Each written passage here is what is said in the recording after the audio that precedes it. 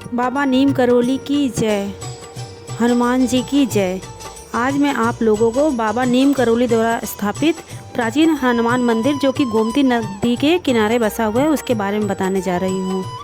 ये लखनऊ में गोमती नदी के किनारे पे बसा हुआ है। बाबा नीम करौली महाराज द्वारा लखनऊ में हनुमान जी की 2 विग्रह स्थापित किए गए हैं।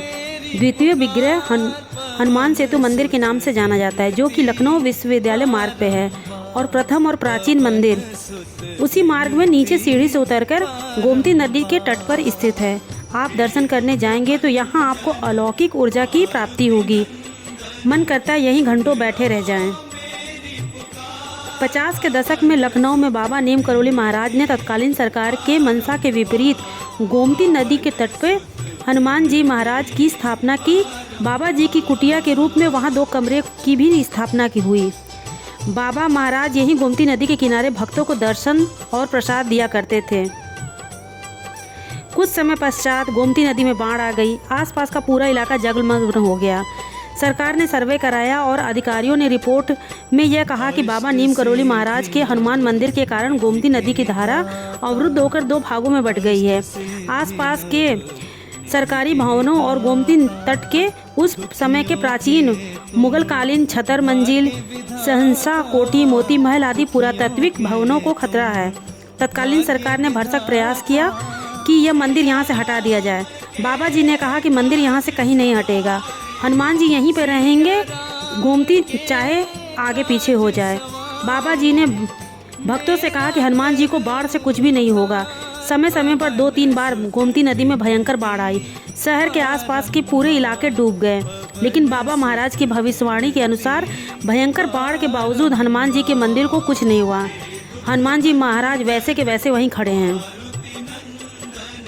गोमती नदी के किनारे बाबा नीम करौली द्वारा निर्मित हनुमान मंदिर अभी भी देखने लायक है। अभी उसका जीर्णोद्धार हुआ है। अंततः बाबा महाराज की लीला और उनके भक्तों के सामने सरकार को भी झुकना पड़ा और उनकी एक न चली। सरकार ने हनुमान जी महाराज के मंदिर को विस्थापित करने के लिए विश्वविद्यालय के सामने मुख्य मार्ग पर सरकारी जमीन और उस समय 25,000 समझौते के रूप में दिया। इस बीच गोमती नदी के ऊपर प्राचीन जर्जर पुल से हटकर नए सेतु का निर्माण कार्य प्रारंभ हो गया। इसका ठेका मुंबई के श्री SB जोशी को मिला।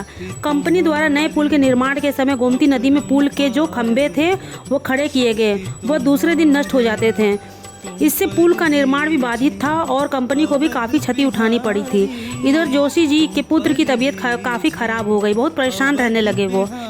इसी बीच बाबा नीम करौली महाराज जी के पास जाने की कुछ लोगों ने उनको सलाह दी और महाराज जी के पास वो उपस्थित हुए। महाराज जी ने उनसे कहा कि ऊपर जो ज़मीन मिली हुई है उस पर हनुमान मंदिर बनवा दे और जो 25,000 रुपये मिले हैं यह भी ले ले।